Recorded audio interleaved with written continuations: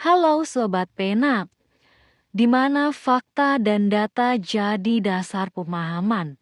Hari ini kita akan membahas satu kasus besar yang mengguncang penyelenggara ibadah haji di Indonesia, yang berujung pada penetapan tersangka mantan Menteri Agama. Opini publik yang memanas hingga panggilan terhadap tokoh organisasi keagamaan terbesar di tanah air. Ini bukan sekedar berita biasa. Ini tentang kepercayaan publik, hukum, dan tanggung jawab moral. Kasus ini bermula dari kuota tambahan haji yang diberikan oleh pemerintah Arab Saudi, lalu berubah menjadi isu dugaan korupsi dengan kerugian negara yang diperkirakan mencapai lebih dari 1 triliun rupiah. Bagaimana semuanya bisa terjadi? Siapa saja yang kini terseret? Mari kita bahas dari awal sampai akhir. Perkara ini bermula ketika pemerintah Arab Saudi memberikan tambahan 20.000 kuota haji kepada Indonesia untuk musim haji pada tahun 2024 lalu. Tujuan awalnya terlihat sederhana, memperpendek antrian panjang jamaah reguler yang menunggu hingga puluhan tahun. Tapi keputusan pembagiannya menjadi sesuatu yang kontroversial.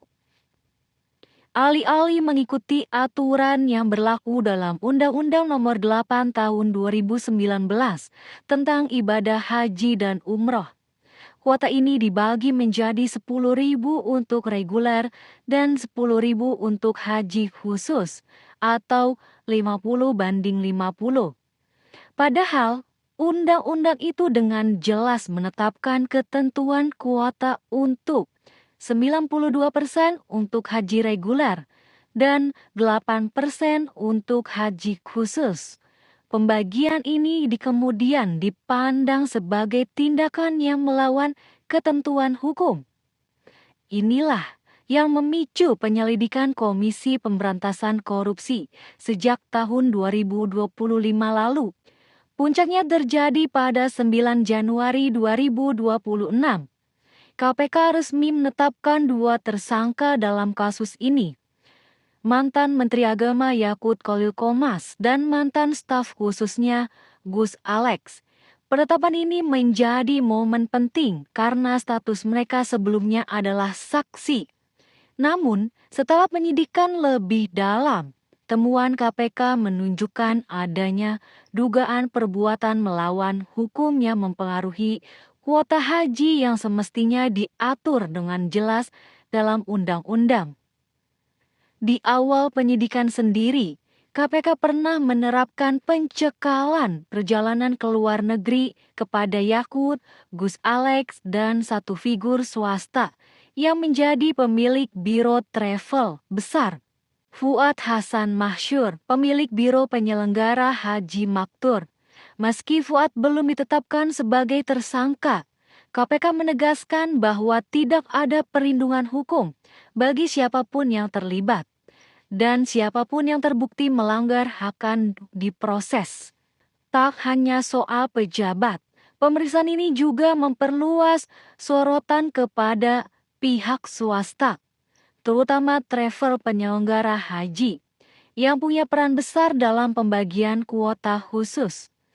KPK mengkonfirmasi bahwa setidaknya 10 biro travel besar menjadi fokus penyelidikan.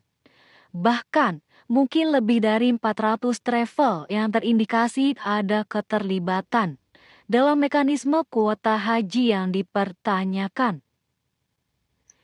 Ini memberi gambaran bahwa kasus ini bukan sekedar kebijakan yang salah, tetapi ada potensi jejaring perlibatan biro perjalanan yang memanfaatkan kewenangan pembagian kuota demi keuntungan tertentu. Dan kini kasus ini juga merambat ke lingkaran organisasi keagamaan, khususnya PBNU. KPK telah memanggil dan memeriksa Aizuddin Abdurrahman selaku Ketua Bidang Ekonomi dan Lingkungan Hidup PBNU sebagai saksi dalam penyidikan kasus ini. KPK menduga sosok yang dikenal sebagai Gus Ais ini berperan sebagai perantara atau broker yang menjembatani kepentingan PIHK atau travel terkait pembagian kuota tambahan haji yang bermasalah. Meskipun Aizuddin secara tegas membantah pernah menerima aliran dana apapun dari kasus ini, penyidik KPK mengatakan mereka tengah mendalami dugaan aliran uang yang masuk ke pihak-pihak tertentu termasuk pada dirinya.